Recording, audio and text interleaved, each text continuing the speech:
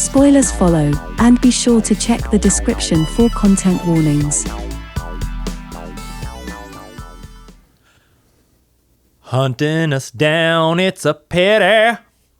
Embarrassing, I gotta say.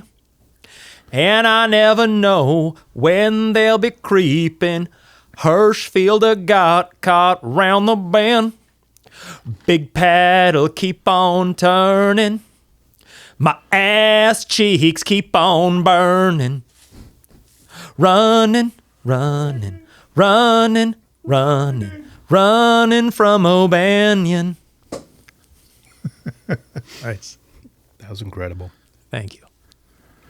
This summer, when you're being inundated with all this American semi-quincentennial 4th of July brouhaha, don't forget what you're celebrating, and that's the fact that it was once culturally appropriate to assault minors with custom-made whipping paddles in 1993's Dazed and Confused.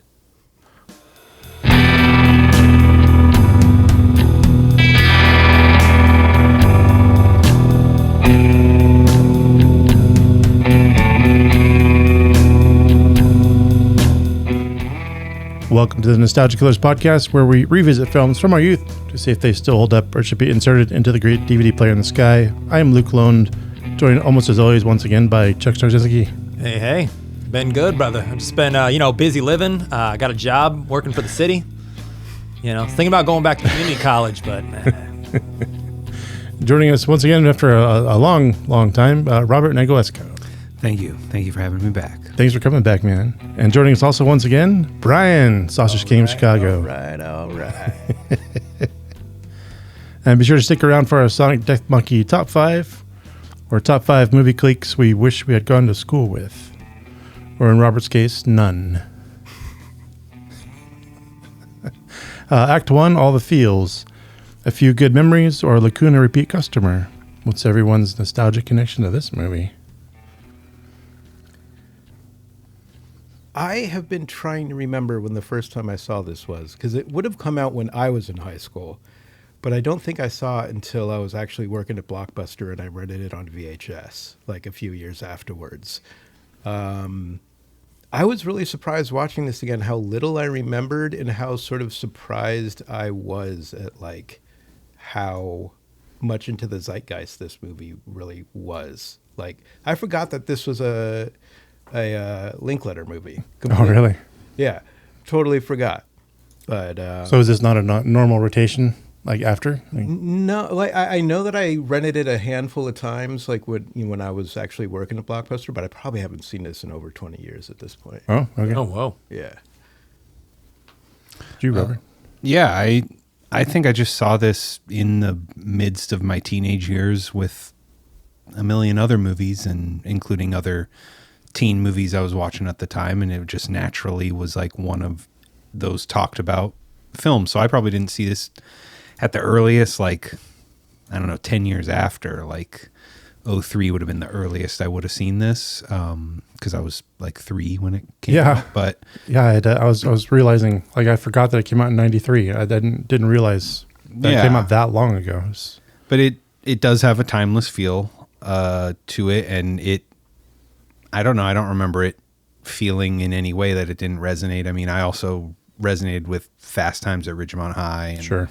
Clueless and all of these ones that weren't reflective of my exact high school era, and it's like, it's almost like every era gets their film, and you can like almost watch them all in an order and get like the evolution of the American high school experience. yeah, very true.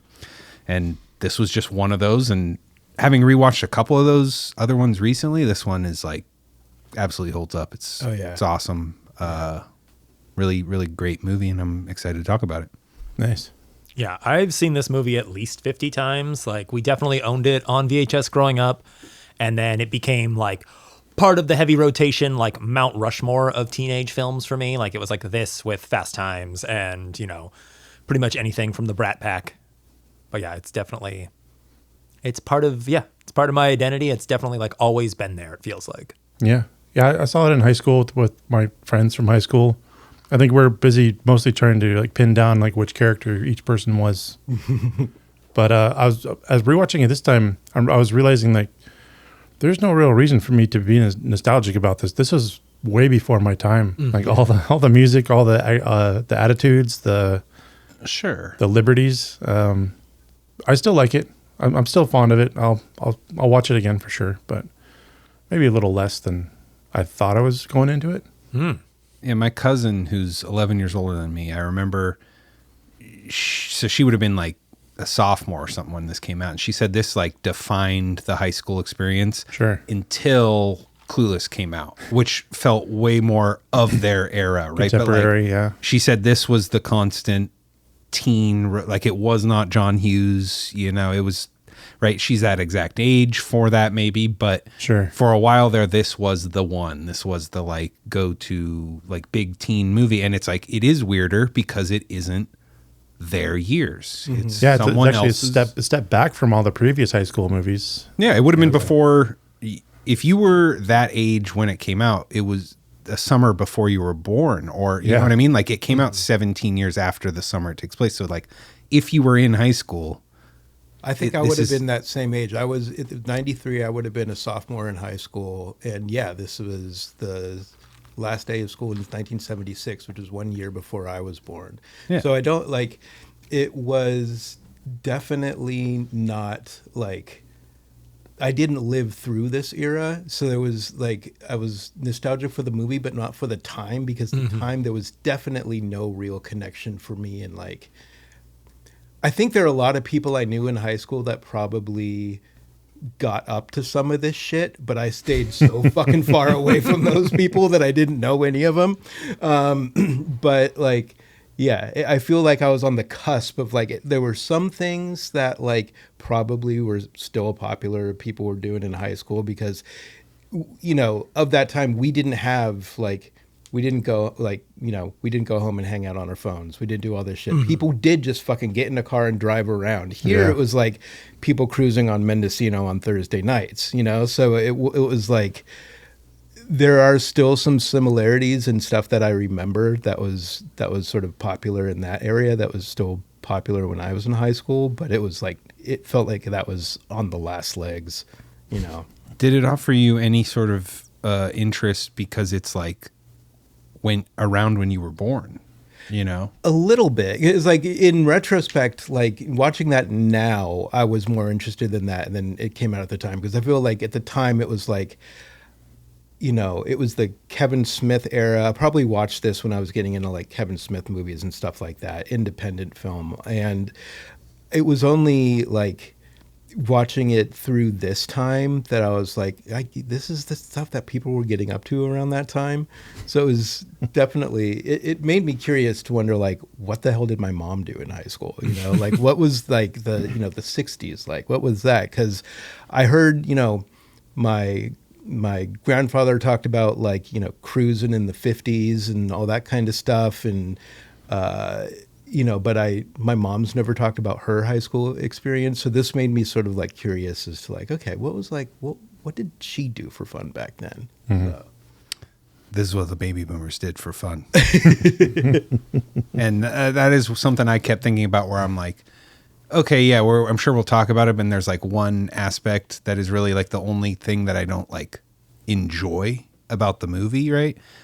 But it is also reflective of that era. And all the baby boomer men I knew clearly had experiences like this, like where like this was the normalized culture that existed, you know? So it's like, I think it really reflects the people I know who were this age at that time. Sure.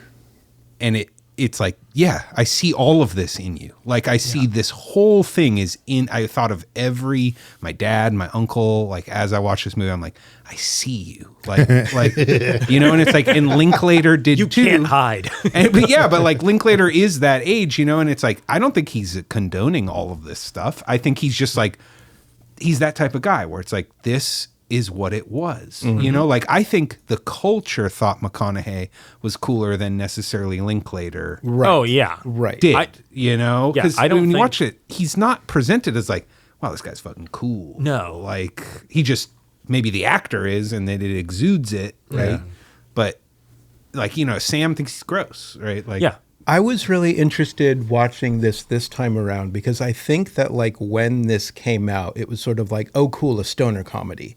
And it wasn't, I don't think the first few times I watched it past much more than a surface level.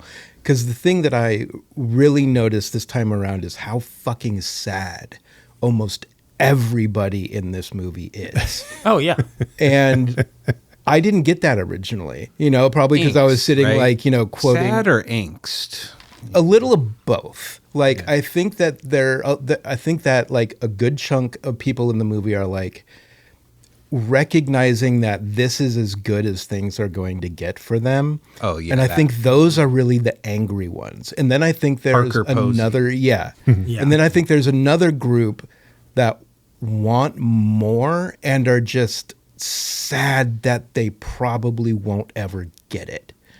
You know? Yeah. Your confusion is not unintentional. So Linklater was trying to make a true slice of life like, hey, everyone's nostalgic for the 70s because, you know, it's the 90s now. I want to tell a story of, and this is not in the trivia, but like, I want to tell a story of how it actually was. The studios and all of the like promotional material was all just like leaning super hard into the fact that it's the 70s and everyone's smoking pot. So it's just like, share this movie with a bud and like things like that, which Linklater detested.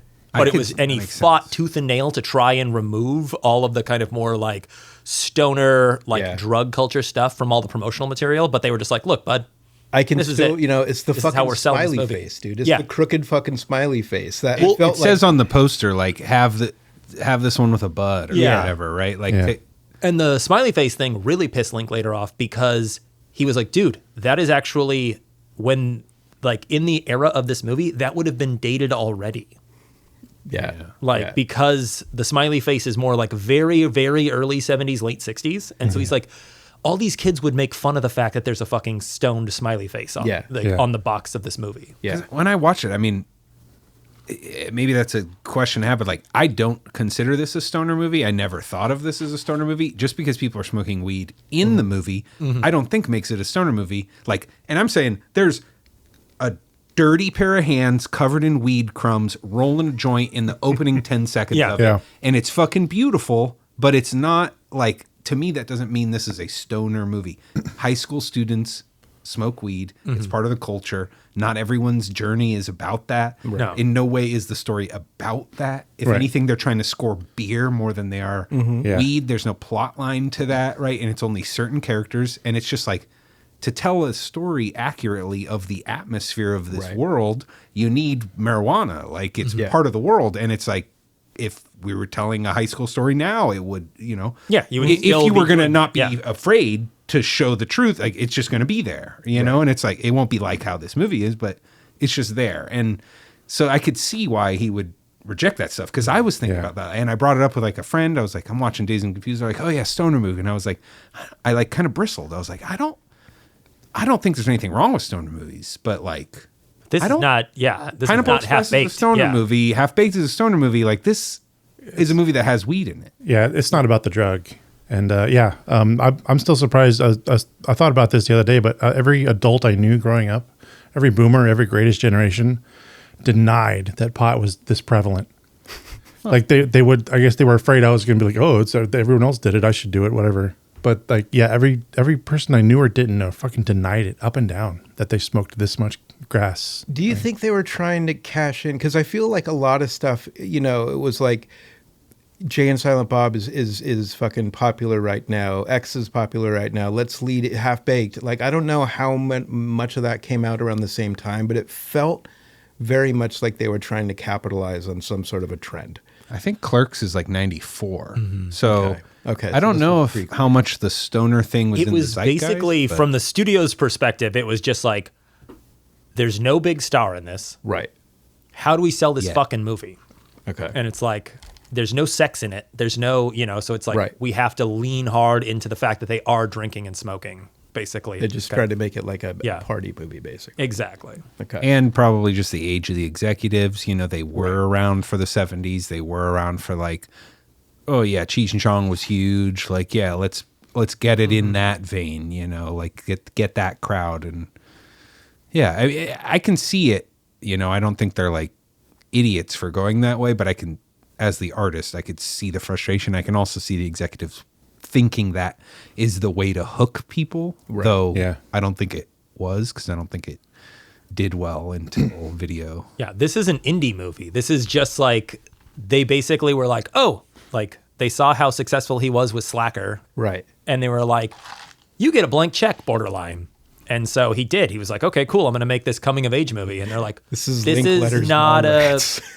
what is this? This is not a coming of age movie with like tits everywhere. And like, how do I sell this? Right. Yeah, they wanted a coming of age movie. Yeah. Like everyone else's that they make. Exactly. Has that been used as the tagline? Oh, it has to be. Yeah. Like Superbad? If not, I think we have some writing to do. Yeah. Yeah, American Pie 12 straight to video is going to have a bitchin' tagline. Most nostalgic or favorite scenes? I mean, my most nostalgic, like what pops in my head every time I think of this isn't even necessarily a scene. It's just a quote. Just remember what you're celebrating this summer. A bunch of slave-owning aristocratic white men that didn't want to pay their taxes. Yep. Like that is like, was burned into my brain at like 11 or whenever I saw this movie. I was just like, oh. Yeah. The 1969 Democratic Convention was probably the most bitchin' time. The fucking dude, I had this written down somewhere. The ADR lines in this movie are fucking hilarious. There's so many random lines where you don't even see who's saying it, so it's something that obviously just recorded afterwards. They're all fucking great. They're bangers, every one of them. There's like, it's almost like the scenes aren't, it's like these moments. There are plenty of like, moments rather than scenes, yeah. Yeah, one of the moments that, or there's a lot, but one of the ones that stood out to me like hugely that I was like, this is incredible, was Mila Jovovich playing guitar and like singing. I was like, this is just like in this movie, like this tiny little nugget of like, wow. Like it's just so cool and beautiful in this, and like, you know, it's just, it made it in the editing somehow. They're a normal filmmaker that wouldn't be in there. There's no place for this, you know, and it's just like, so it's like these moments, and like, they're so scattered and weird, you know, it's like him like making the bong in the shop class, or it's just like, no, man, you gotta like create a tight seal, man. Like, it's just like, that moment is so fucking real and realized, and like, it's just, like there's those types of moments where it's like, this is just, whoa, this is life. Mine is right near the guitar playing where I forget his name, but he goes to stand up in the back of the truck and he sits right back down. And he pats him. Yeah. So you're doing good. That guy was actually, this time around, because I don't remember watching him before. There are certain characters who I definitely remember, but watching it this time around, he was my favorite person in the whole film. Okay. And he's barely done anything since, but he was fucking great. Yeah. So something that really stuck with me this time around, which sort of made me think of the whole sadness thing, is when Pink is like kind of leaving after the baseball game, and he gets cornered by those like two octogenarians who want to talk to him and know everything about like the football team, how many students are returning, how many are new, all of that shit. That's an important scene. Oh yeah, because that was where I was like, that's somebody who, like, Pink wants so much more, but everybody else just wants him to just continue doing exactly what he's doing. It's their entire world. Yeah, that's what I mean, where it's so important, because I'm like, oh yeah, high school football in Texas. Like, exactly. I don't know that. I don't care. And I think it's crazy old people watching high school kids get their heads smashed in. I think it's wild. But I forget, right? And then that scene tells you, the audience, like, you're like, these old people are like, really, they know this guy's stats and stuff. You know, like, that's all there is to do. This is what they have. Yeah. No, and that, but it adds weight to, because I think without that scene, I'm not thinking about like, I'm like, yeah, he doesn't want to play fucking senior high school football. Who cares? Right. And it's like, no, dude, like, this could be your whole life. Like, they are, I had a lot more empathy for the adults in this story, you know, and the coach is like, you fucking hanging out with those losers, you know. And I was like, he's not totally wrong. Like, you know what I mean? Like, I was like, look at those guys. That's like Slater and Matthew McConaughey's character, who's 24 years old and hanging out with high school students, and Slater, who has like insane conspiracy theories and is now like so right wing. It's crazy. George Washington was a cool. He grew reefer all across the country. He was a cool cat, man. Like, yeah, his wife was a cool cat. Well, I had flashbacks to the styles because you probably remember this in the 90s. I think in America, it happened in Germany where I was, but in America, probably also happened as well. But like the bell bottoms, the flare pants came back. Yeah. And like I was looking at all the clothes that people were wearing. That's probably why we identified with this in the 90s. I was like, I had that shirt. I had one of those shirts. Everything boomerangs. That's The why patches, you know. yeah. It's our obsession with the 90s right now. Yeah. You know? I'm glad I burned all the photos. I can't wait till we're nostalgic for like 2010, which is nostalgic for a different time. And then Right. We're referencing identities that don't exist. Every now and again, I'm walking around downtown Santa Rosa and I see a shift in the style. It must have been it might have been 2010s where people started wearing torn jeans again. Yeah, sure. Yeah. And I was like, whoa, okay, those are back. The 80s are back. Well, this is the thing, right? Like, I was thinking about it where I'm like, okay, this movie's way older than it was referencing the time. Oh, yeah, it's well that it built was. beyond And it that has this now. weird slippery time thing. But then I was like, okay, so 2026, you make this movie. It takes place in 2009. Yeah. Which is like outside, like that's like 2 years after. I think I'm the youngest one here, and that's 2 years after I graduate high school. Yeah. Okay. And I went, that's absurd. Who the fuck would want to watch a movie? But then I thought about it again, and I'm like, if you were 13 right now, 2009 does have a mystique, does have a, there is something there. Like that I do think kids, if you did a Dazed and Confused set in 09, there would be a bunch of adults on the internet being like, that's so stupid. And it'd be like, well, it never was for you. You know what I mean? Like it was never for you. It's for a kid who does think 2009 is this nostalgic time or something because they were one or not born or, you know, like, or because it's just not their world. Right. And I don't know. I just thought that was interesting. Yeah. Yeah. It's a weird time travel movie. The air raid scene is also something that stuck with me because I remember just thinking that is fucking insane. Like how was everybody kind of like that shit wasn't hidden. That was directly in front of the fucking school. Oh, this was community supported hazing. Right. Exactly. Yeah. Like that's on all fronts. insane. Yeah. Remember It's the like teacher? The teacher in the middle school, like just being like, I'm telling you right now what my platoon leader told me, you know. 50 of Everybody's you gonna are make it leaving, out. only 25 of you are coming home. Yeah. I did do a little bit of, the only research I did was about like political questions that this movie was like putting in there. And like, I did find one person who was stating that Richard Linklater for the air raid scene was modeling that on like the pouring lye on decomposing bodies during the Vietnam War. Whoa. And that he's directly graphically representing it. Yeah. And that this movie is like for the generation of kids who did not grow up during the Vietnam era, who are going to be fed lies by the military. Yeah. And the movie is there to question all of these things and present these things under the guise of like a teen comedy because they never would watch an anti-war movie. And I was like, as I started seeing, I was like, why are they talking about the presidents? Like, it just keeps coming up, like all this stuff. And I was like, what is this? This is clearly very anti-war, that like statement that you said earlier, Chuck, which is like so huge in the movie that he puts that in. That feels radical in a movie now. Yeah. But in 1993, like, and it's like, that shouldn't be radical at all, but it is, right? Yeah. In this culture. And I don't know. It's not and this isn't part of the trivia, but like, it's not a coincidence that he purposely sets it in 76 too. When it's bicentennial, it's when we are like kind of celebrating, you know, everything that look at all we've accomplished. Yeah. Yeah. And then there is this empty hollowness behind it of like, what have we accomplished?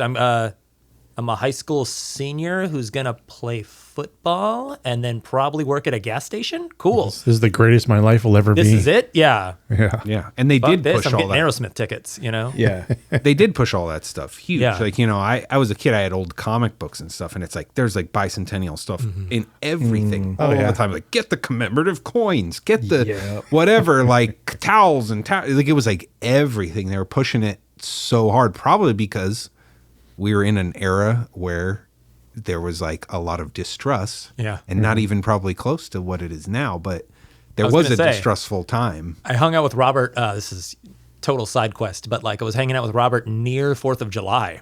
And I was like, how eerie is it that it is the 250th celebration and you don't even see a fucking Budweiser or Frito-Lay like celebrating 250 great years? Like, really? Anheuser-Busch is just leaving that on the table? And Yeah. it's like, oh, things are that bad. Okay. Yeah, they do a display in a grocery store or something, but they're not doing these. But they're not doing like the big ads or anything. Like, you know. Yeah, you're not seeing it every other commercial. because No. they might not think it will yield. Exactly. What, Yeah. Well, they've done their market testing. They've gotten the attitudes. yeah. They know what's up. So they're not all stupid. No. No, not when it comes to money. No. Robert mentioned the Washington speech. That was another one that I had written down. Is just that Slater's speech. Martha was a cool chick, man. Yeah, growing the weed. It is a moment, but he's like, John Bonham's 1 hour drum solo, man. I mean, like an hour of drums. You couldn't handle that on strong ass. And that was another ADR line too. They Yeah, were all totally. so good. It's so good. And it's like, that's true. An hour of drums on strong asses. I gotta go, man. Yeah, as long as just to move things along, and while we're still firing off scenes, just the hanging out at the Emporium is so fun. Like that is so quintessentially just like a high school moment. Whether or not Yeah. it's like, because that's the thing is like they're hanging out at an all ages like youth venue where we're playing pool, this and Right. that. There happens to be a convenience store next door that sells alcohol, and maybe the guy who runs the rec center isn't paying attention to the fact that a kid is walking in with a 6-pack. But like, that's not the vibe. The vibe is It was it's in a like- bag. You couldn't see it's it. a third, it's a third space, and it's fun seeing that on film where it's like, oh, that's right.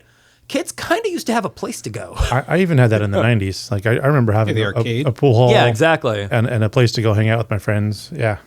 Yeah, I mean, all the pinball machines, I was like, oh, yeah, this is the arcade Yeah. Yeah. world. Like, now make the Dazed and Confused set in 1993 that they didn't want to make for this movie, and then it's like, they're just going to be It's just fucking sneaking Scandia, shit dude. into Yeah, the exactly. And then kids are going to playing be Turtles in robbing Time kids and- at yeah. the back of the arcade. You know what I mean? Like, because it's like arcades were shady, dangerous Yeah, places they're too. dark rooms. If Yeah. you're 11 years old, there's like some 16-year-old like, give me fucking quarters, dude. Yeah. Like, what are you going to do? Any more favorites?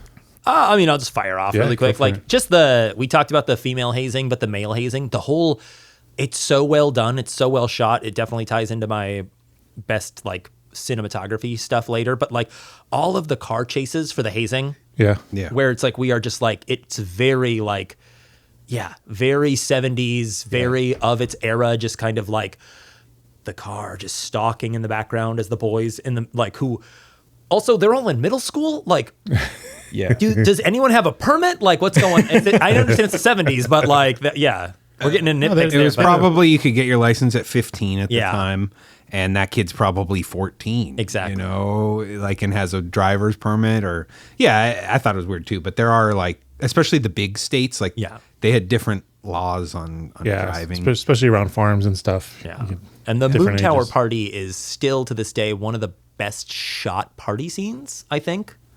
Just as far as like how natural it looks. They, How- they had an actual excuse to put a light up in the sky. Yeah, exactly. As opposed to But it every just other looks- movie. There's so many times where it's like party scenes live and die on how they are blocked. Yeah. Sure. And this one is like, I don't think Linklater blocks shit. No. It's just like, we are literally just walking through a crowd of people hanging out in a field, but it looks so naturalistic and it looks so Yeah. perfect. Like, it looks just straight up like, oh yeah, I just walked into this party of I mean, teenagers. the whole movie looks insanely good. That was Yeah. one of the things that stood out to me, and I was like, this has to be the best looking teen movie ever made. Like, just the cinematography, like the richness of every shot is huge. Like that party scene is all a night shoot, which is crazy, which is insane. Yeah. But then like the whole day is beautiful. Like the world is like, it's like I've seen a million high school shots. Somehow they make it look rich. And there's weird camera shots, weird push-ins and stuff when they're at the high school where I'm like, this is like action motivation for these like small moments, you know? And it's almost like he's playing with that. Can I like amp up a moment? You know, when she's like, please don't like be easy on my brother. Right. And they're like, are we gonna? And they're like, there was a bit of a lie to that. And he's like, a bit. Right. And then they like pan away and then the camera just like pushes past them in this weird movement, but it's like, it adds this energy. Yeah. To Well, it. yeah, and it's also, I think, like the form equaling content of like using these kind of borderline like action pushes and stuff like that on these moments that as an adult are so insignificant, but this is the action. This is life or death at this time, like as a teenager. So it is that like having these moments where it is like, oh man, like I put all of my trust into you and you're going to go beat up on my little brother now. Yeah. I hate you. You don't have I'm never something speaking like to you that. again, you know, but I mean like that kind of thing of just, Yeah. I also just other moments. I mean, I wrote only a Disney-backed Guardians of the Galaxy movie could afford a soundtrack like this today. Oh, Yeah. Oh, Like we'll it- get I'm into like, that on this is trivia out- later. Oh, okay. But this is out of price range of any movie today. It's more needle drops than a Guardians movie. Oh, yeah. It's crazy. The Best last soundtrack ever? I don't know.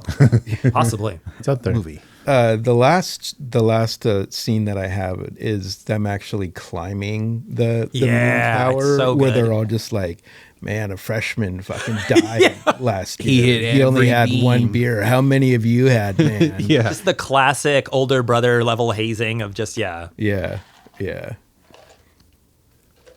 On to nitpicks and fixes. This is like a Die Hard for me. I got like basically no notes. Yeah, same. My notes were all so small. Like you talked about when the coach was giving him shit about hanging out with the wrong crowd. I watched this twice, and both times I was like, which crowd is the wrong one? Yeah. Because it's like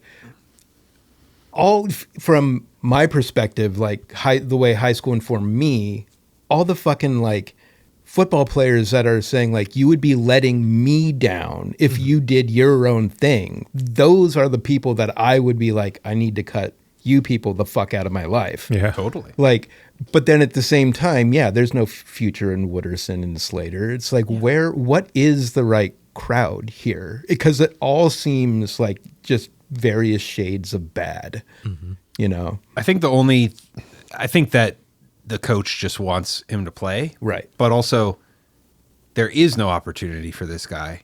Yeah. If he is that good, I don't know how good he is at being a quarterback. Like, he might just be their quarterback and whatever. Right. If he is that good, though, and he could get a college degree paid for with a scholarship, right? Like, that literally might be that dude's only shot out there. So that's what I meant where I'm like, kind of understand the coach in that regard where it's like, he should have been like, do you want to work at a fucking gas station your whole life? Or do you want to maybe go to college? Yeah. Like, you know what I mean? Like, that's Totally. where you're like, that guy kind of makes sense. I think a lot really in watching this is totally informed by like what your own high school experiences. Oh, absolutely. You know what I mean? Because it's like they're like even the nerd crowd in this is like those people aren't fucking going anywhere either. They might own the gas station that the jock winds up working at, but they're not going to go much further than that probably. You know. Even the guy backing out of his like NAACP being like a lawyer, and he's like, I don't even like anybody. I don't like people. I just want to dance. But it's like that is the guy who like, if he did put his nose to it and really tried, maybe that guy could get out of this town. That's the people who have the chance, and he still probably won't. Right. Yeah. I thought of a fun drinking game watching this is drink every time Mitch touches his fucking face. Oh, don't worry. That's coming up in trivia. Yeah. Okay. I've got that on lock. That is memorable. Someone told him that was acting. Yeah. That had to have been Linklater giving him a note of like, hey man, you're really nervous. I need you to be like, I need you to show it physically. Your character is uncomfortable in this scene. Yeah. It makes me uncomfortable when I watch him. Oh, I know. So much, so it works. It reads as like, holy shit, that kid's nervous. Yeah. Like it reads as that. So Yeah. Yeah. My only other one was just the general high school movie cliche of like, I've been smoking weed in my bedroom for the last hour and a half. My parents just knocked. Let me just go like really quick with Lysol. Total horseshit. Nobody will know. No, well, that's not what got him caught. True. It's true. Those parents, they don't even know what that is. Also, just the opening shot. That like lives rent free in my mind. Like anytime I hear Sweet Emotion, I think of that orange card. Oh, like, I think of the doing GTO that spinning turn. out. Yeah. Yeah. But like, I also will just like hear a song that has like a groove or something, and I'll that image of just slow motion car. Like I see it in my mind all the time, and I forgot until I rewatch this. Like, oh, that's like echoed in my head, and I don't know. It's just that opening is so. Starting the song and then coming in with the visual on the like where this drop or whatever. Yeah. That's my hat tip to Linklater for having the prescience to film that stuff in slow motion. Like, Yeah. because it's not the old 80s stutter slow motion where they slow down actual footage. They actually filmed it in slow motion. He knew. Yeah. I think he knew that image, like, because it is the setting of, it's like, it's where our school. It's a good way to bring it in. You're right. Yeah. Yeah. Rainy Day double feature. What would you pair with this film? Fast Times original. Go with Fast Times? That's the most obvious, I think. Like where it's like, that's like 4 years after this, I think, in time period. Yeah. So it's like, theoretically, this could be like. But 13 after Real World years. Sure. Yeah. The people in Fast Times are Yes. are the teachers in this movie. But theoretically, it could be like, if this is the summer before Sam's freshman year, like Fast Times could be his senior year getting out, yeah. You know? Right on. I went to Detroit Rock City. Nice. That's also a great call. Yeah, we've done that on this one. We had a good time with that. Yeah. Yeah. Yeah, that is like the same year or maybe a year or two after. Yeah. Yeah, very close. Yeah, since we already took Fast Times, which I did own the DVD 2-pack. After losing the VHS, I bought Ridgemont with Dazed and Confused. Because of that, I'll go with an alt. I'll go Clueless. I feel like Clueless is the 90s encapsulated in that sense. I feel like we don't have... Yeah, I mean, we have so many 90s teen comedies, but Clueless is just the definitive. That is it. I still haven't seen it. Really? Yeah. Oh, it's so good. You would let's- love... Do you own the soundtrack? Let's do the. I don't think so. No, you would love the soundtrack. I It's probably have all the music from the soundtrack. I just don't have that It's like collection. half is great. Radiohead. You would have a great time. Okay. It's a Shakespeare. No, it's Jane Austen. Was it Jane Austen? Yeah. It's a Something like retelling that. of Emma. is Oh, what that's Clueless is. the other one that I haven't seen. Romeo 10 Plus? Things I Hate About You. Oh, 10 Things. Oh, that's Taming That is True. Shakespeare. Yeah. Yeah. Okay. Well, I went with I followed Mr. Rory Cochrane over to Scanner Darkly because that's the only, other than Love and a 45, that's the only other movie I know him from, and I love it. Empire Records. I also haven't seen Empire Records. We should do Empire Records. I want to give that movie. Another try. I want to give that movie the time of day because I definitely had like an angsty, bitter teen take on it when I watched it, and I would love to be like watch it as a 30-something-year-old man and be like, oh, okay, yeah. All right, on to this movie's cocktail. Yeah. Today we're drinking the Wet Wooderson. We got 3 ounces of a Peach Mint Shrub, which you make by combining champagne vinegar, pureed peaches, mint, and brown sugar together. Combine that over frozen water with some soda water. Or, alternatively, a little bit of the finest water you can get this side of the Rockies. Optionally also 1.5 ounces of Charbay R5 Whiskey. Mix up the shrub with whichever of your choosing over frozen water, and you don't have to add the whiskey, but it'd be a lot cooler if you did. Fuck that lineup, god damn it. Nah, it's all good. You want to do it over? Nah, it's fine. Wooderson wouldn't let me do it. Yeah. It's very tasty. Linklater wouldn't either. Linklater would be like, no, that's real. That's it, man. You stumbled, but you caught yourself. You're fine. I'd be like, whatever, put some shoes on. This episode's dead drop is the head of Abraham Lincoln. And with that, we go to our first ad break. Ad break number 1.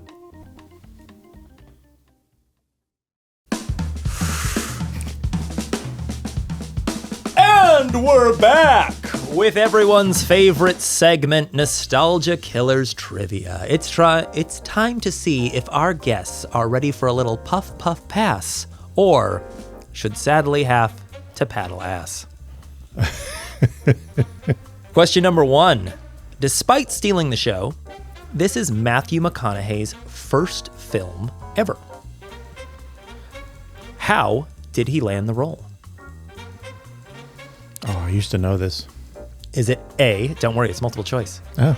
He camped out on set until he was asked to leave. He said no, and so he was cast. B, he cornered the casting director at a local dive bar after a very long day of shooting and would not leave them alone. Or C, he incidentally sold the camera crew marijuana. C is a just really good sounds story. Fun. Yeah.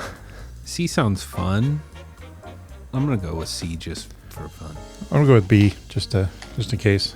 Luke, take a card. It is B. Yeah, he had a buddy that worked at a local dive bar who was just like, dude, you're into acting, right? They're making a movie down the street. Yeah, that's what I remember. The fucking guy is here. Come in. And so he did. And then he just like proceeded to We got that guy to blame. corner this poor casting director. Yeah. Question number 2. Speaking of McConaughey, what is the origin story of his now iconic All Right? Is it A, it's the intro to a live album by The Doors? B, a very long pep talk from Linklater? Or C, this is just how he speaks, he is not acting? I'll go with C on this one. The Doors. A. I'm thinking A as well. It is A. It is The Doors. Suffering from a very bad case of the yips, he listened to some era-appropriate music in his car between takes and found his inspiration on track 4. Uh-huh. All right. All right. So that would have been all right. Jim Morrison. Yeah. So it's like Jim Morrison. Really high. Really high.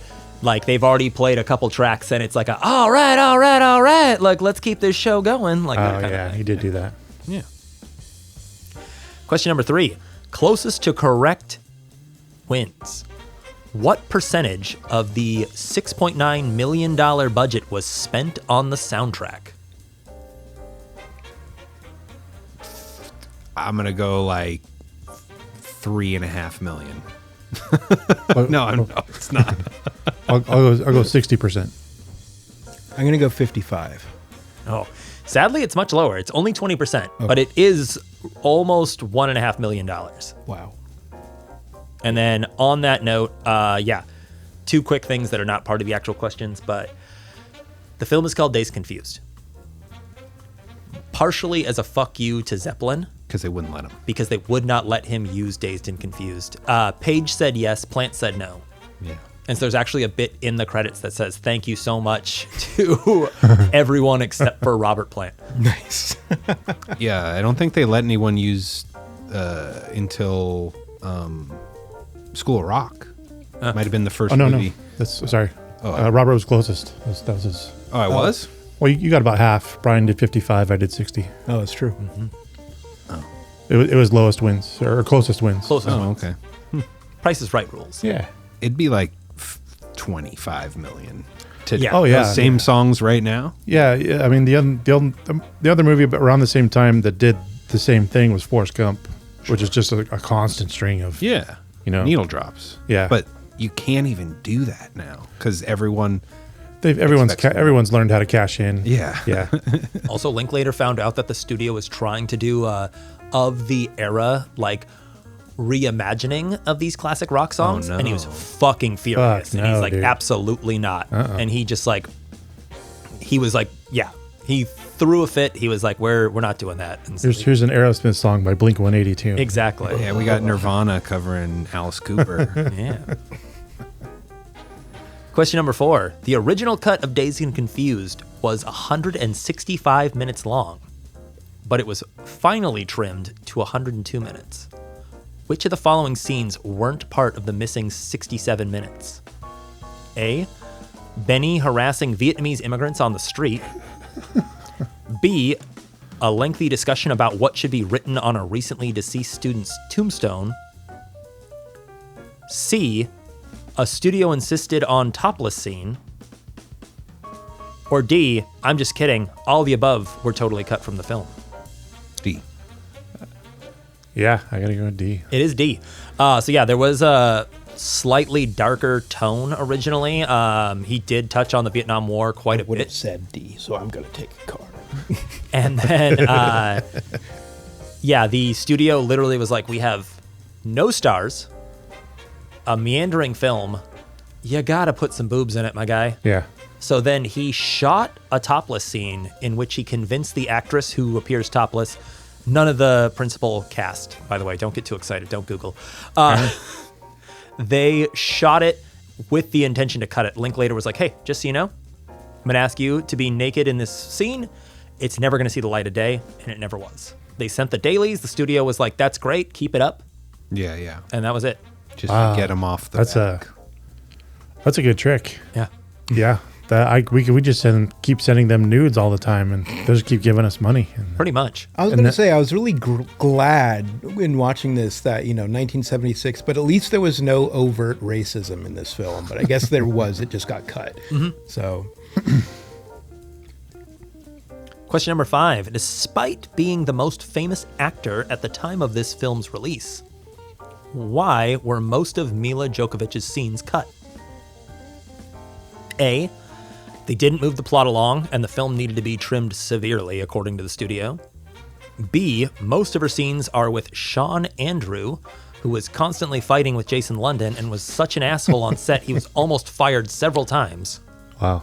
Or C, Mila Djokovic was such an asshole she was constantly fighting with Jason London and the director on set. She was almost fired several times. Who's the other one? His name is Sean Andrew. Was that Who's that? Dong? Guy with the long hair. Long hair, kind boy- of the like boyfriend. heroin chic looking sort of dude. Oh, yeah. Guy whose party it's gonna be. Yeah. Okay. Yeah. The guy who's never done anything after this. Yeah. Yeah. I'll go with C. Mila? Yeah. B, I guess. I'll go A. It is B. So yes, Sean Andrew was almost fired several times. Linklater was just like, I am never working with you again. And halfway through production, most of his scenes towards the end of the film are just given to Wooderson. That's why he's at the football field hanging out with all the kids at the end of the night, even though logically he would be because he's, the grumpy old dude. Yeah. So he wasn't intended to No, not at ride all. with them through the whole. Or through No, the whole movie. the whole intention of Matthew McConaughey's character was supposed to just be creepy old guy hanging out at the all ages venue. Yeah. So he was never supposed to be at the Moon Tower party. He was never supposed to be on the football field. He was never supposed to do anything other than just, hanging out, showing off his car, Wow. looking at high school girls. So it's that guy's fault. It's all that guy's fault. Damn it. There's a couple people responsible for this McConaughey problem. It was a reconnaissance. Yeah. I think that's over. Question number 6. True or false? All of the party scenes were real parties, and most of the cast, including the children, were encouraged to drink and get high and loosen up for their scenes so they would be more naturalistic. You say it's true or false? Yeah. I'll go false. Say false. Yeah, this isn't Harmony Korine. I'm going to say false. I am really upset to say it is true. This is the most Harmony Korine, like Larry Clark thing that I found in my research that really Wow. did bum me out. This was I didn't want to say it during the nitpick phase because I was just like, well, that'll give away for trivia. But yeah, like Linklater had a very loosey-goosey approach that was like, I don't care if kids like drink and get stoned or whatever, but like I do care when they're with 30-something-year-old crew members and cast members. It's like, that's weird. You're not doing it on a set. No, Yeah. that's weird. Yeah, that is weird. And I think we've all had the experience that we know that drinking and smoking does not help make a movie. No. They famously, in Evil Dead, have a scene where they are supposed to smoke weed and then read from the Necronomicon, and then they all got stoned to do it, and then Yeah. it's not in the movie. Yeah, it doesn't fucking work. Like, No. it can't be done. Impossible to direct people. It depends. It depends on the person, and that's up to them, right? Yeah. Seth Rogen is 100% stoned every day, That's and different. that's his choice and him living his own right. Like, He needs it like oxygen. but yeah, so, you can't be it's like, y'all need to do this, or I encourage you to do it. It's like you do that the weekend before, so that you all are like, we're doing research, and then on set we know what to do. Right. Yeah. No. Excuse me. Question number 7. Which of the following Swingers actors were almost cast as O'Banion? A. Vince Vaughn, B. Ron Livingston, C. Jon Favreau, or D. All three? I don't know who O'Banion is. That is Ben the Affleck's. Ben Affleck character. Oh, okay. I can Vince go Vaughn. Favreau. It is D. All three. Wow. They were all in heavy consideration, but Affleck got it by channeling his alcoholic father during a monologue, which also gives me a lot of like, oh, okay. Because most of the cast improv a lot of their lines, and / were just told to like, go with the flow, baby. Like, whatever you think your character would do, that's what they do. And Affleck is basically modeling O'Banion after his dad. I mean, he's good in this movie. Like, that dude from Boston is 100% believable as a Texas shit kicker. Yeah. Like, yeah. Or like when he shows up and he's like, "What's up, boys?" And it's like, whoa! Like you see this little teeth thing he does, and it's like it works. It works for like that guy. He does feel that like big bully energy. Oh yeah. Yeah. I also love that he was held back too. Yeah. Well, and I mean it's like destroying a villain. You know what I mean? Like his freak out, he'll never hang out with them again. No. You know what I mean? Like the movie doesn't show you that, but he'll never hang out with these people again. Yeah. He'll never paddle more. He's going to move to the next town. Yeah. He just got radically embarrassed, and he could have played it off. He didn't. He's a cop that transferred to a new precinct. Yeah, no, exactly. definitely. Yeah. Definitely. O'Banion 100% is a cop. Yes. Yeah. Question number 8. Renee Zellweger was almost cast as Darla. Why did the role inevitably go to Parker Posey? A. Zellweger was filing for divorce from Jason London. B. She had filming conflicts with the return of the Texas Chainsaw Massacre, which was filming at the exact same time. Or C. Parker Posey's audition was quote-unquote fucking scary and gave the casting director very unwanted flashbacks of high school. Yeah, C. I'll go with C. It is C. Yeah, that's like a gimme question that's just fun. I was going to throw D in there as that she looks far too close to Joey Lauren Lawrence. Adams. Yeah, Joey Lauren that's what I was Adams. Yeah. We already got one of those. Yeah. Can't have two in the movie. When you said Renee Zellweger, I was like, wait, was that Renee Zellweger? I thought that was that. But yeah, everything I saw was just like they were all terrified of Parker Posey. Oh, yeah. Parker Totally Posey is the understandable. scariest. She is like, and she doesn't get a comeuppance or anything like the other villains, you know? Yeah. She just like, to your sad thing. She's the saddest. All of you. Yeah. There's a heavy burden on, like she is reveling in that abuse. Yep. It's very interesting. Question number 9. I told you it would come back, Brian. How many times does Wiley Wiggins, a.k.a. Mitch, touch the bridge of his nose in this movie? You want a number? Oh, we're not even getting multiple Closest choice. number wins. 20. Yeah, like 26. I'm going to go 30. Luke takes it. It's 17. Okay. It feels like a lot more, but it's It only feels 17. like so I much think more. 14 of them are in the one Oh, they're in that scene one front of scene, the yeah. Emporium. Yeah. Yeah. I've been calling that kid Sam the whole time. You have. I thought you were talking about... I thought you were talking about somebody the else nerd- this the whole nerd- time. Who's Sam? Detroit Rock City? Probably. Yeah. No, it's Freaks and Geeks. And Mitch is the Sam the Sam character character, in yeah. this. Yeah. But that is not his name. Question number 10. Linklater's original idea for Dazed and Confused was vetoed by the studio before it was even written. What was it? A. A Shaggy Dog story about homeless teens during the hippie movement. B. A one take of two guys driving around Austin listening to a ZZ Top record. Or C. A 70s version of Before Sunrise set in the American South. I want to see all these movies, but A. I'm going to go B. Yeah, I think B too. It is B. It was literally, so it's It was pitched as a one take, but it was going to be 2 shots. It was just going to be Yeah, one of the just, guys putting the 8-track of Fandango by ZZ Top into the machine. Fandango, interesting. And then the whole film was just going to be a 2-shot of them driving around, picking up their friends, doing whatever they did on a Saturday night. kind of like a mobile slacker. Mm-hmm. Yeah.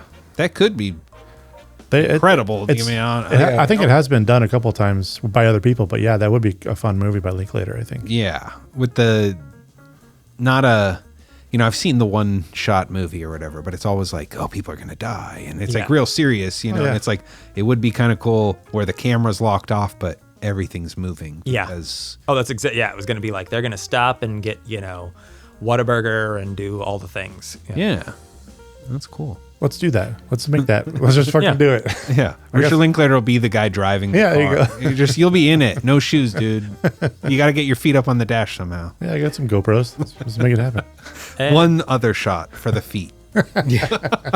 and just because I thought this was fun, we have a bonus 11th shit. question.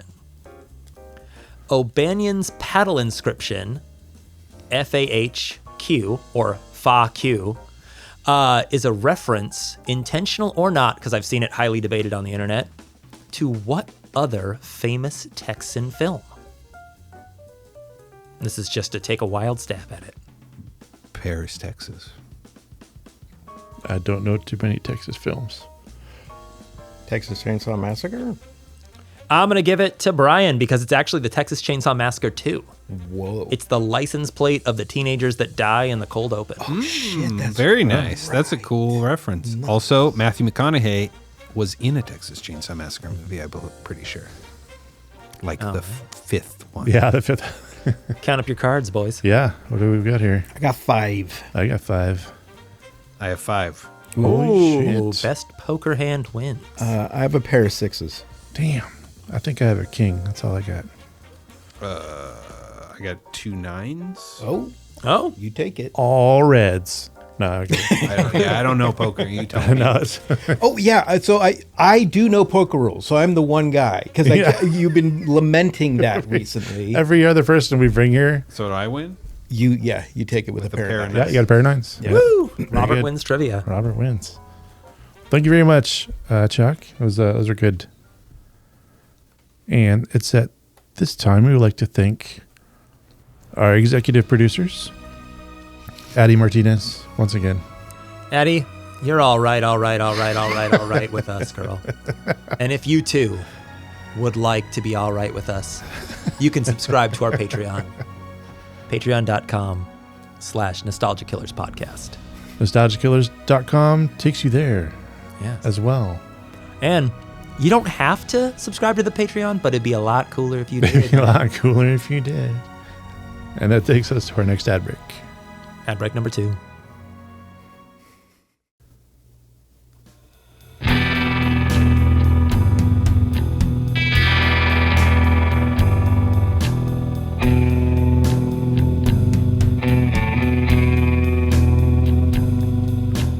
And we're back with Act 3, the award categories, where we always start off with my new band name. Memorable quotes turned into band names. All right, I went band song album. First one is Hot Lincoln. They are a kind of like the Strokes, sort of going for the nostalgia, but not really like a nostalgic band, like Wolf Mother, that kind of thing. Yeah. With their song Party at the Moon Tower from the album Third Wind. Third Wind's a good quote. I've used that since I was a kid. I got the Sniffing Butts with Martha's Green Harvest. That's their hit single. I got 2 setups. I've got my first band is O'Banion Paint Job. They're a scuzzy garage rock band. Their hit song, I Would Like to Dedicate This First Lick to Your Mother. Yeah, there we go. That's a good one. Off of the album Wipe That Face Off Your Head. This movie is quotable, heavily quotable. There's a lot. That's why I had to go twice. Yeah, I was like, Yeah. I got 2 sets. Yeah. We've if done you- some recently I've where got we thought there were going to be quotes, but there weren't. And this one is written really like well. you said, off camera. The Professor is sexy. Have you heard that surf rock song? Yeah.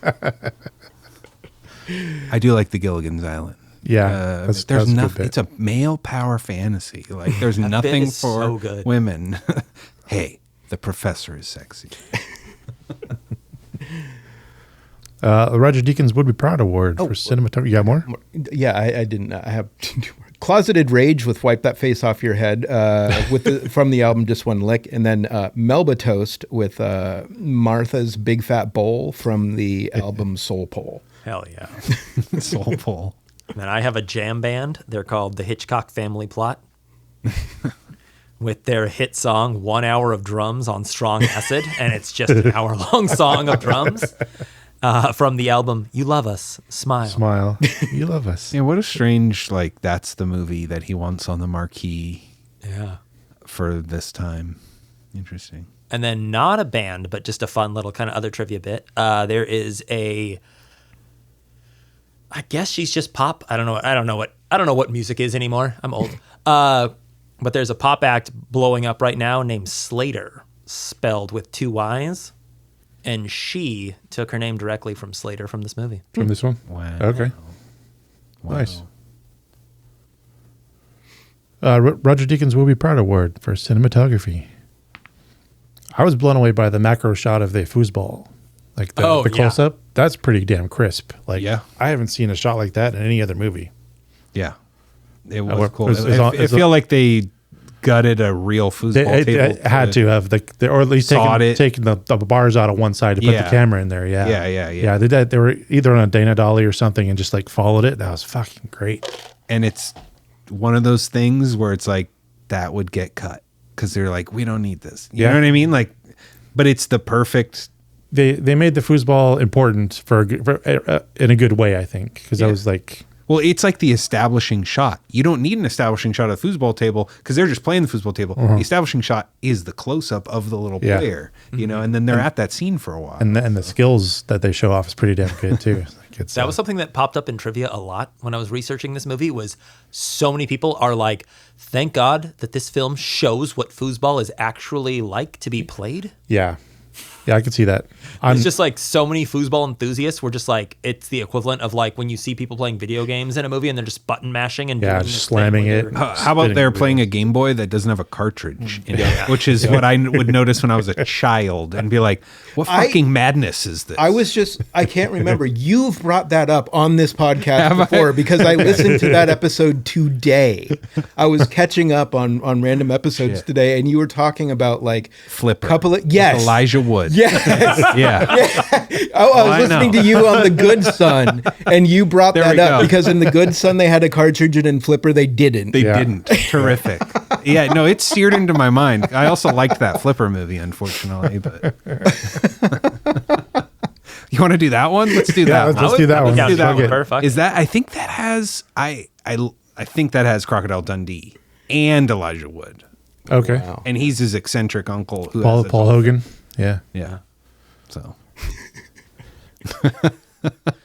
Mine was, there was a shot, I can't remember which character it was, but they're in the back of the car leaning out, looking like out of the back windshield of the car that they're driving, and you can just see all of the illuminated lights of the signs that they're going through.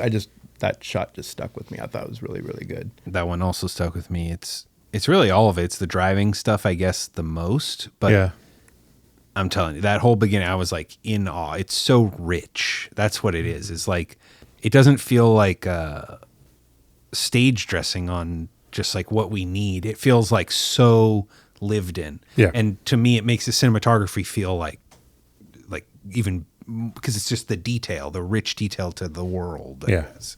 So I don't even know if I have like a shot. It's just the whole time I was like, wow. Yeah, there's absolutely no. I mean, I don't think there's anything wrong with any of the shots in the movie. They're all beautiful. They all fit together.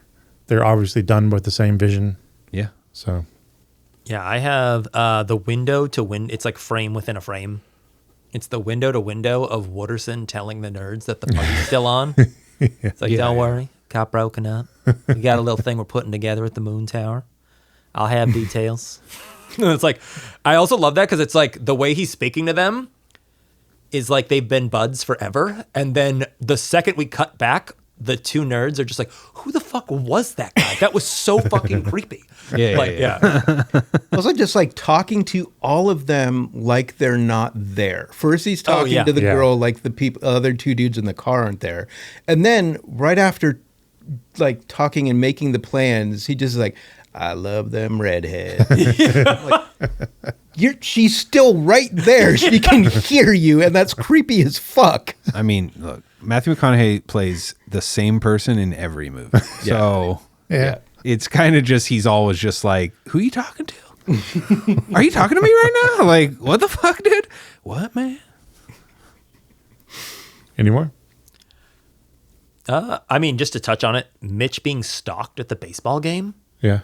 is so beautifully shot. It's like a Spike Lee shot of just like him trying to focus on like pitching and all this, but you just have the older boys in the background hooting and being like, we're coming for you, Mitchy boy, da-da-da, like all that. And he just like loses focus like 5 times. And again, it's like, if it wasn't a Linklater movie, that scene would be like half a second. It would just be like, we're coming for you, Mitch. Boom, moving on. But it lingers, and you get to sit there with his dread as he's trying to remember, like, okay, I just got to throw this ball 3 times, game's over, I can run away. Yeah, but it gets worse because they come over and they're like, hey, you mind like going that way? Like, they're going to get you anyway. So like, go the other direction. Yeah. Yeah.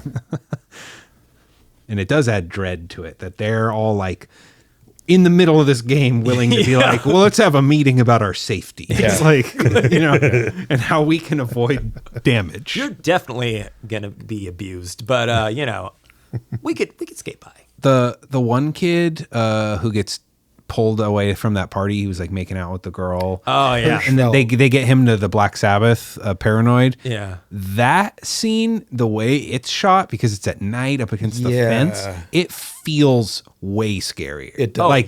That's the scariest of the paddlings ever get, and they got the beers and they show up and they're like, who'd you catch? Which kid you catch? And they're like, don't worry about it. And they're so Also, casual. Way scarier because they've all been drinking. Yeah. And so it's like way more primal. It's like, ugh. Yeah. But slammed up against the fence. And I think they even do like the Jack Nicholson in The Shining shot where it's like camera pointing up at his face as his head is bowed. With like Ben Affleck right over his shoulder, like that was that was actually one of my like not really a hot take. It was like Hirschfeld needs better friends. Oh, he was hooking up at a school party. Yeah, he was feeling a girl up. He gets yanked out by his 2 shit friends that like have and then he just gets his ass kicked and his friends run away. Yeah. The dude needs better friends. Oh no, that's like an arc that needs where he goes to like kick their asses. Or at least like slam them against the wall or something. Because that's pretty awful. You ruined his night. Yes, twice. Is that Channing Tatum in a dog collar? There's a lot of people in this movie who went on to do things that we recognize, as opposed to bunch of people we recognize in this movie. I went with Nicky Katt. So did I. Yeah, like because I remember him from The Dark Knight because I'd see him. He was one of the cops driving Gordon under the overpass. He was the one with his family going to get threatened, or no? No, not that. No, he was like when the Joker's in the big rig, like trying to kill Gordon in the back. See the guy just reacting to everything. Yeah. He's reacting like, oh my god, explosions! Yeah, that's Nicky Katt. And I always got him confused with a guy that I think was in Third Rock from the Sun because they look a lot alike. I can't remember the other dude's name. Maybe no, not French. Somebody else. Maybe somebody else. But doesn't even use his slacker people in this, does he? No. But Nicky Katt for me played Clint, the asshole at the party. Okay. That guy. The guy who beats up. Of course. Yeah. The most unrealistic weed that's smoker of all time. Yeah, actually, that was my nitpick. I will go back in time and I will say yeah. that is my nitpick. Yeah. The guy who is so upset he wants to start a fight after smoking a joint. I think Think he how was- angry he is Without that joy. I know. Okay, you seen Dragon Ball Z? Yeah, he's like that. He's like that all the time. He's just saying the entire screaming. time. He's screaming on mountaintops like constantly, and he smokes weed, and then he just becomes kind of like an asshole. But he's in another favorite movie of mine, Sin City. Is he? He plays one of the henchmen. He gets the arrow shot through him. He's like, there's an arrow in me. I want to bring, because he had the line, "I'm here to do two things." Yeah. Right. I was always curious. Was this movie the origin of that line? No, Okay. Rowdy Piper, I think. Came up Okay. with that. Okay. I think it's from like a 70s Eastwood I'm sure movie. it's from Okay. something. Yeah, that's from from much earlier. Okay. But yeah, good line. Yeah, it is a good line. You didn't fuck it up, like being drunk and high. So, you guys got any? I went for low hanging fruit. I said Joey Lauren Adams just because Joey? I didn't know when I was going to get to talk about her. It was weird. Yeah, she didn't have too many lines in this No. movie. I thought there were going to be more. I know she is like a bit character, and then she goes on to like right after this. I did like her. Like he's like, "Don't wait up." Whatever. Yeah. Yeah, Like, and that was gonna be her final words. You know what I mean? Like, and I was like, "That I like that." It's like dialogue. Like, whatever. whatever.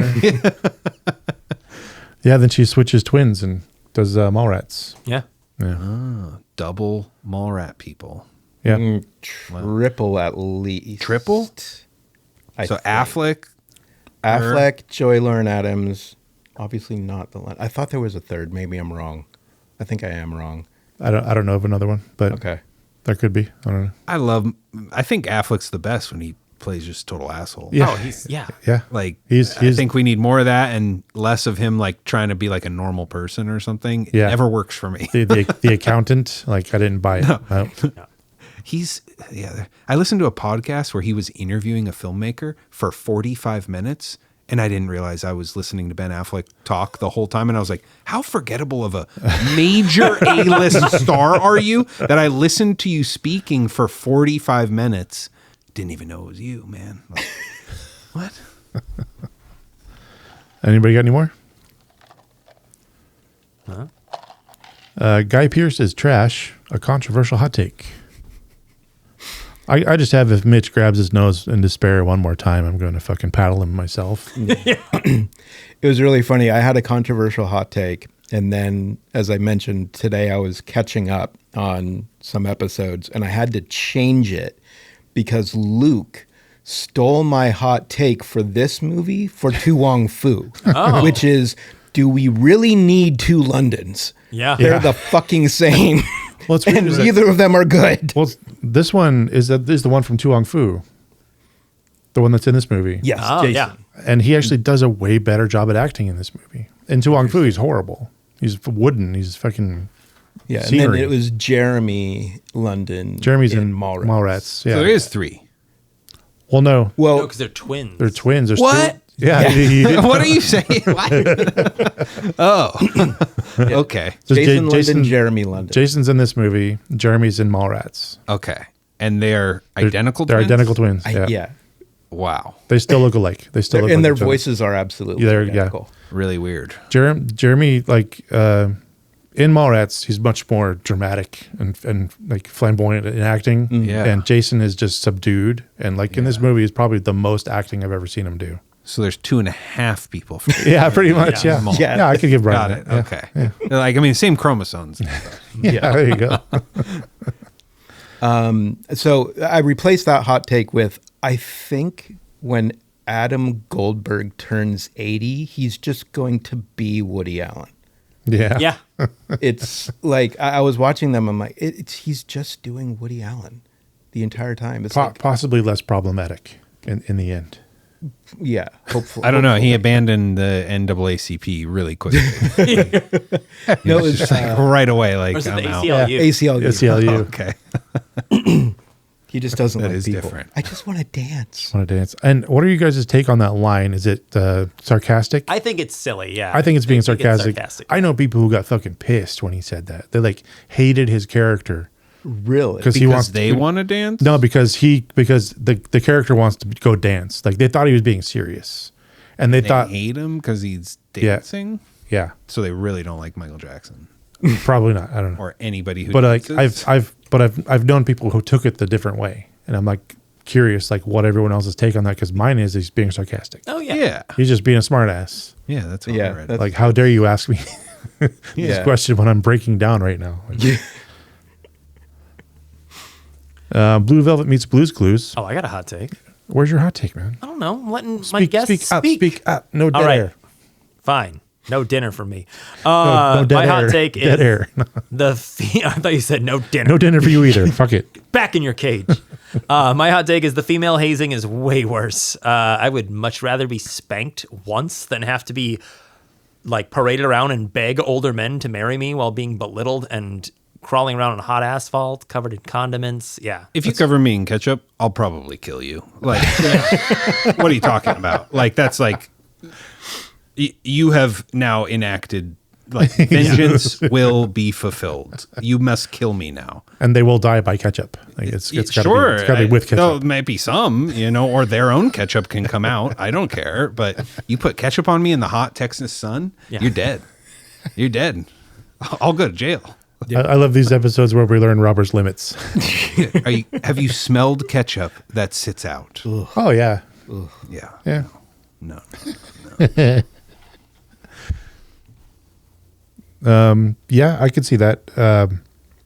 I wonder if they're doing a commentary on the difference between how women attack each other versus men, like Well, physically and psychologically different, Yeah, the hazing thing, to me, I read the whole thing is like, it's this like, you live the life of a child now. Now we're going to like turn you into an adult, and it's through acts of violence, you Yeah. know? And it's like, if he was really putting a lot of this like political stuff in there underneath the surface, I feel like showing this like hazing ritual from childhood to adulthood is this like, we're going to break you down, because the only way you'll eat up this bullshit that you're supposed to as an adult is if you've been broken. Like no sane free mind would take on this, Yeah. and it's like, that passage is, we crush you, we drop your egos, we belittle you, turn you into nothing, so that you're now soft clay that we can then mold in what is high school, except putting you into those like on rails to become whatever it is America wants you to become. Producers. Yeah. Breeders. Yeah. Yeah. The other thing is the male hazing was pretty much like one and done. Yeah. And then like at the party, Parker Posey is like, I'm going to make your life hell for the next year. It's like you get the feeling that hazing is not going to end. Yeah. So Or she's so drunk she'll forget. yes, that was also I a also very thought strong about that too. I was like, possibility. Yeah. Is she gonna do that? Because I think that's known, because I think that's why Tony plays it off. Because he's just like, oh yeah, she's just that lady. She's crazy. That's Yeah. just like, she's gonna be a bitch no matter what you do. Like Yeah. you're Yeah. fine. Yeah. Like do not do not make yourself lower to her at Yeah. all. Yeah. Blue Velvet meets Blue's Clues. What film would you mash this up with? I thought the whole movie would be a perfect setup for a slasher film. That's exactly what I said. It's you get to know all the characters. You like some of them, you hate some of them. I mean, it's true. When There's- you watch a slasher movie, it's a bunch of teenagers hanging out and you don't care about any of them. And then this is a bunch of teenagers hanging out and you kind of care about all of them. Yeah. Yeah. I had a couple because I was convinced Chuck was going to take mine. I had Mallrats because I just thought that it would be interesting if like Affleck's character very much seems like it could have been raised by O'Banion. Oh yeah. Yeah. Joey Lauren Adams' character, the London character, even though, it's twins, I felt that there's like a genesis of like that same group 20 years later, and that like they're still like pretty much adrift. It's just the next generation going through the same kind of In a mall, malaise. yeah, not on the streets and the roads. Yeah. yeah. My other one isn't a movie, so I'll spoil it, which is the first season of True Detective. I like to think of Wooderson like just something went really bad. Oh, yeah. And he winds up like, he spent his high school years as like a stoner and just kept smoking weed, and then finally like wound was working for the city, wound up eventually moving up, becoming a cop, and then just loses all of his happy-go-lucky, everything's great, and just like time is a flat circle and everything's horrible and I hate everything. Yeah, he gets partnered with Ben Affleck early on, Right. and he makes detective eventually but he's haunted, after he watches Ben Affleck commit, all sorts of hate crimes and horrendous evil things as a Texas deputy. I think this connects to Freaks and Geeks. Yeah. I didn't look it up, but where does Freaks and Geeks take place? Like what state? Is like Michigan or something like that? I can't remember. Yeah. It's something like that, but it feels like this is literally happening at the same time, just like maybe 1,000 miles away from one another, like they could both go to that Aerosmith concert. Near Detroit, so Michigan. Okay. Yeah, and it's all around that same time period with Detroit Rock City and and this and yeah. Chuck? Oh, yeah. I just said yes, sir. I said I am gonna also do the slasher.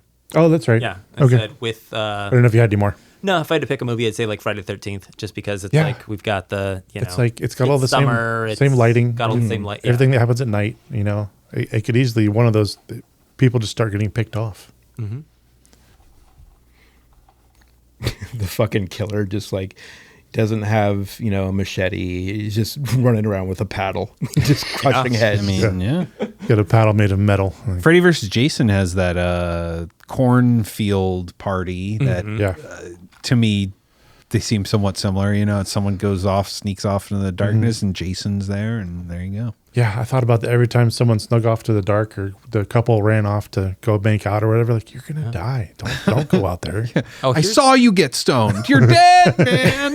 Here's the movie. You have one cold open kill, and the rest of the movie is just a Linklater film where nobody else dies, and the whole movie you're waiting for the killer to come back, and he never comes back. It's just a hang.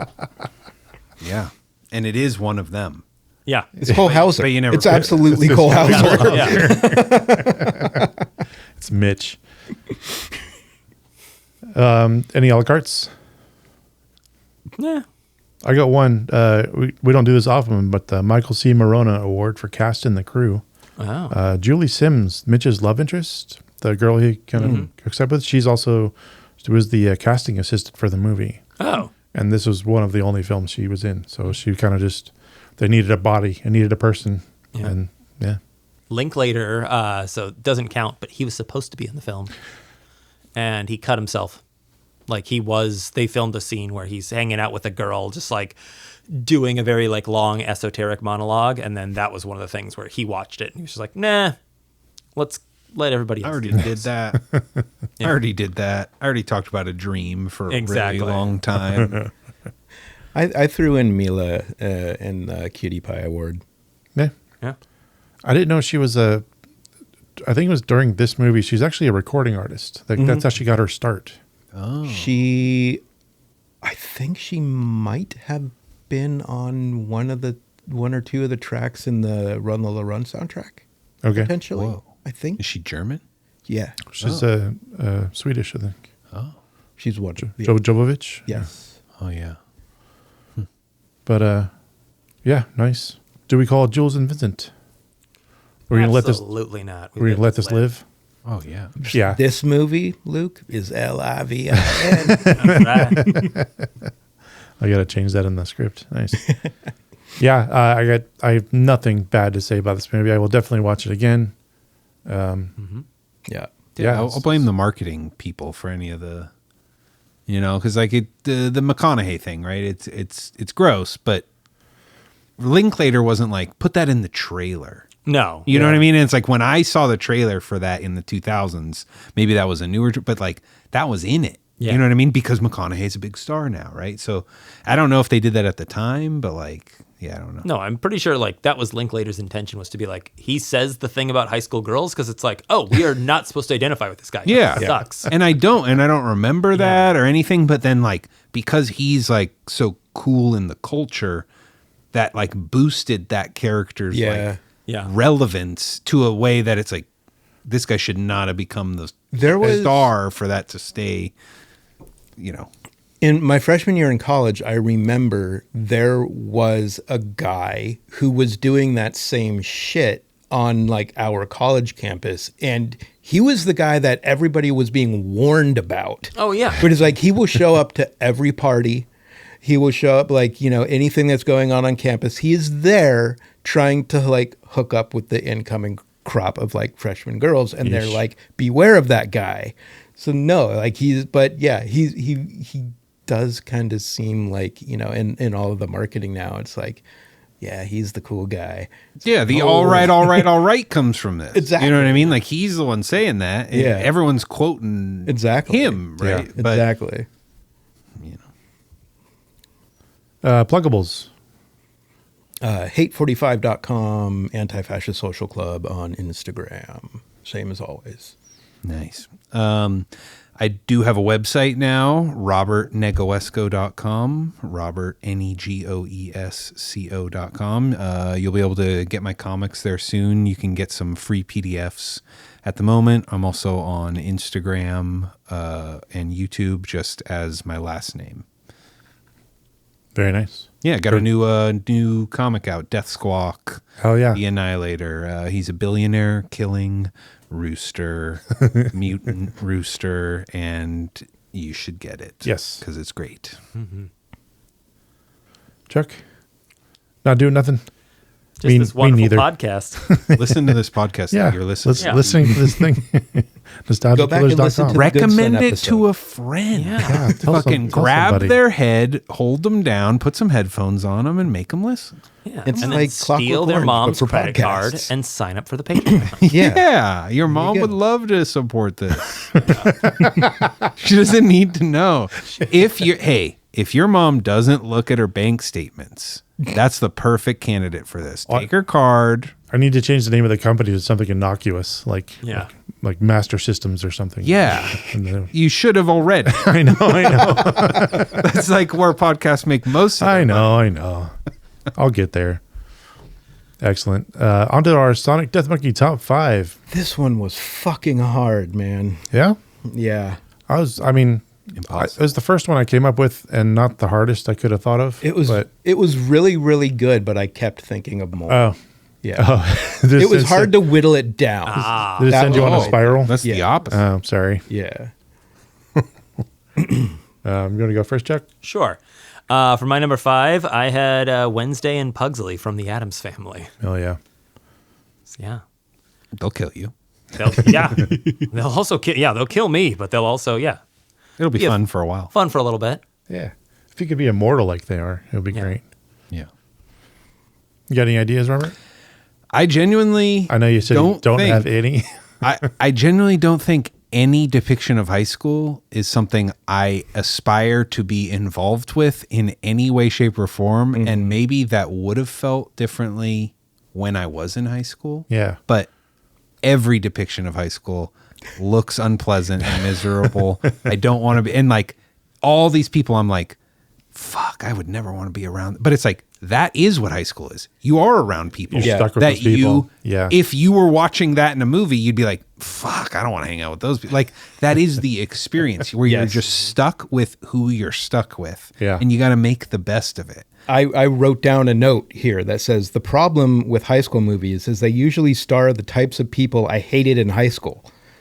Oh, I mean, the standard one, sure. Yeah. Like, but it's like, I don't want to be with the preps. I don't want to be with the Right. nerds, the stone. Like, I don't want any of these groups, you know? I think everyone's experience is different from mine. Like when I talk to Americans and people who went to high school in this country, there seems to be an overall negative Yes.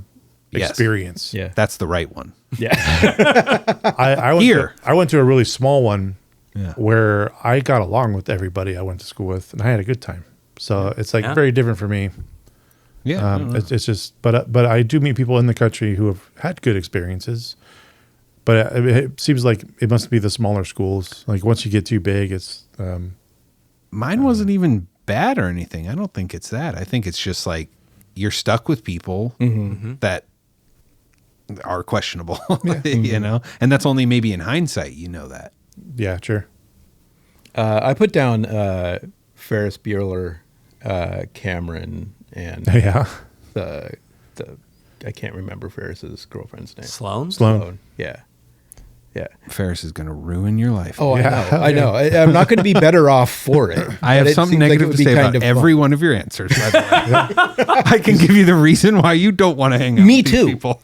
He's going to use you to get out of school. Actually, and that's leave you your there. top 5. You just, you shut down all of our top. No, he will crush your life. He will. Like, I would be like, I would just be another Cameron. If you were like, hey, Ferris, what if we, I don't know, that sounds kind of, and he would like turn his powers on you. He is incredibly manipulative. Yeah. He is not a good friend. You don't but see the Camerons he cut out of his life. Okay. Who had to leave, who had to move. his life is just littered with Cameron. He keeps Cameron because he's rich. Okay. Yeah. Yeah. Well, beat this one. My number 5 is the evil car gang from The Wraith. Ooh, I don't know those guys. Yeah. That'd Okay. be cool. they're pretty cool. Yeah.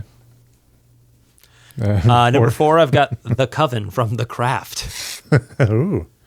I'm hanging out with Same fucking brain. I have it written down the same way as well. The Coven from the because I was like, Craft. they don't have a title. So I'm calling them The Coven.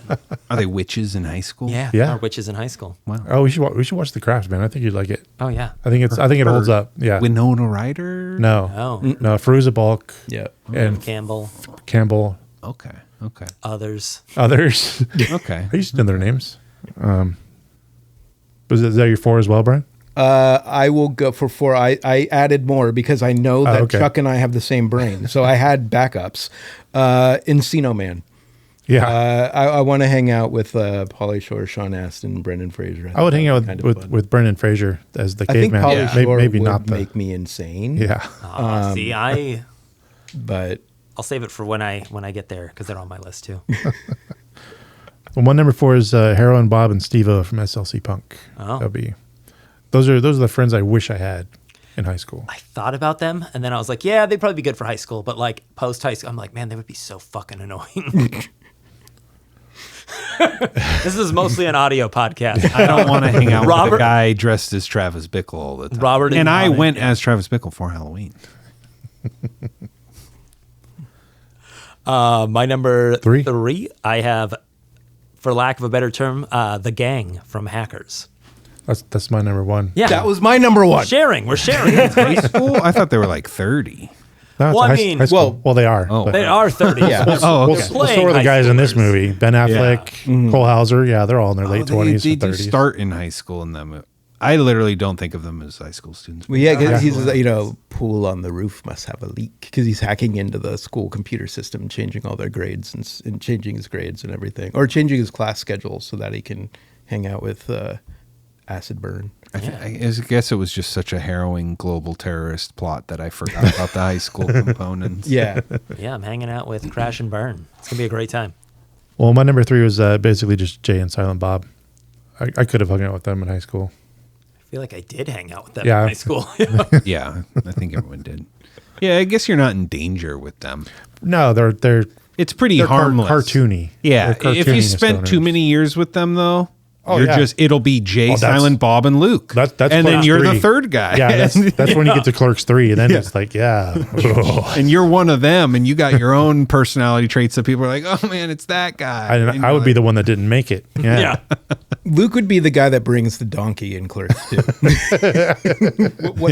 I can't remember the dude's name, but The sexy stud. yes, yeah, the sexy stud. All right, so where does that put us? Number 2? No, 3. You got a 3? I have the cast of Scream. I would likely end up dead. Ah, yeah. But I think like until they kill me, I think it would be a fun time. Although I think I'd probably be the first to go. The chubby ginger never. You might know some rules though. Yeah, I feel like Jamie Kennedy could be fun for a while, but then would get pretty exhausting pretty quickly. So my thing though is because we already covered Hackers. I've realized writing this list, I just want to hang out with Matthew Lillard. Yeah, I think Matt Yeah. Lillard's on 3 of these. So. Yeah. Yeah, is the Mystery Machine? Are they in high school? Because them. Oh. That's who I want to hang out. Okay. with. That's the ones. That's all. That's That's it. my whole list. It's all 5 of them. It's just you and Scooby. No, all of them. And Velma and Daphne. Yeah, Freddy. yeah. Shaggy's dead in a duffel bag. And No, he's there. Fred's the one where I'm like, we got to fucking. Oh, yeah, this yeah, guy. yeah. All Fred's right, fucking wet Mr. blanket, Cop, dude. but everyone else seems all right. Yeah.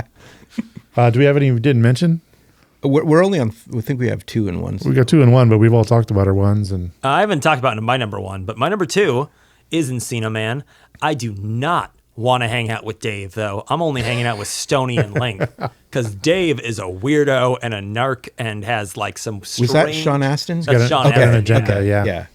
He's got strange machinations. Like he's the one who hangs out with a photo of the girl he has a crush on that he took when she was a child in a bathtub. I'm like, no, I don't want to hang out with Dave at all. yeah. Damn, I haven't watched that in a long time. Yeah, Dave's the villain of that movie. Yeah. That's my hot take for when we do that movie. My number 2 is Heathers. I just want to third wheel Winona Ryder and Christian Slater and help them like... Also kill. Yes. At least 3 of these, I'm going to wind up dead. And I'm okay. Yeah. Because I'm pretty sure the Coven from the Craft would wind up killing me as well. Oh, yeah. So, but if you got to go, I mean, it's not a bad way to go. My number 2 is the Frog Brothers from The Lost Boys. You work in a comic shop? Get to hang out in a comic shop all day and hunt vampires. That's My That's my pretty good. sister works at that comic shop. Oh, yeah. She is the assistant manager Santa Cruz? of that. Yeah. Oh, shit. Of Atlantis Fantasy World in Santa Cruz. Nice. Nice. I think I have a 2. Max and PJ from a Goofy movie. Oh, there you go. Seems okay. Seems like we can have some fun and not. I won't hate them. Yeah. And his dad's funny. Yeah. You know, if you go over for Someone dinner. say he's pretty goofy. He's kind of Yeah, goofy. but I would have to be some sort of dog human hybrid in this scenario. Maybe other animal acceptable? Yeah, I guess that would be. I could, but I'd have to be a creature. Yeah.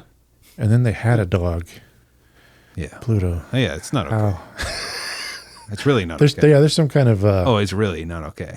shit going on Yeah, there. I definitely. It doesn't Goofy also just have like a ton of kids? Like he has a lot. No, if I remember. just he Max. just got Max. I thought, Yeah. okay, maybe I'm wrong. A virgin birth. No mother at From all. Goofy. No, yeah. What are you talking about? Do you think that guy had sex with Yeah. somebody? Jesus. That cow lady or Like- whatever? Carved him out of the side of Maribel? his body or something. No. Goofy sex? No. That's not okay. For honorable mentions, I have the go for cast it. of Empire Records. I think could be fun, and then potentially Ghost World. I don't know. It might be kind of depressing though. Which group in Ghost World? The girls or the? Yeah, the girls in Steve Buscemi. I think it could be kind of fun. I It could might get kind of sad. Well, I could see myself in that party in Steve Buscemi's place with those people that Yeah. listen to jazz and stuff, and Yeah. David Cross, and Yeah. wind up with those people for sure. I'd want to hang out with the girls, but I'd wind up at those. Yeah, Yeah. Those dorks. Yeah. Be like, ladies! Never mind. We're talking smooth jazz all night. All right, so we went out in order. Anybody got any more? I got my number 1 is the Teenage Mutant Ninja Turtles. Oh, Oh, yeah. they didn't go They're to school. They're homeschooled. They're homeschooled, yeah. Oh, I see. You just want to hang out in a I wanna get room topped by that a rat? You want Yeah. to eat pizza in a room that smells like feces. Yeah. Exactly.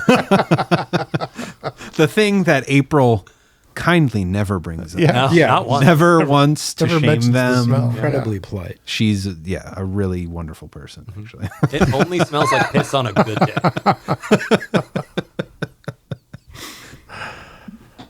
Any more? That's it, huh? That's it, I'm out. Right on. Well, that brings us to the end of our regular show, but you can follow us onto our Patreon for the epilogue where we talk about our current movies and our recent viewings. NostalgiaKillers.com sends you there. Thank you for listening. I have been Luke Lone, I have been Chuck Starzensky. Robert Negowesco. And Brian. and we have been the Nostalgia Killers. Bang, bang.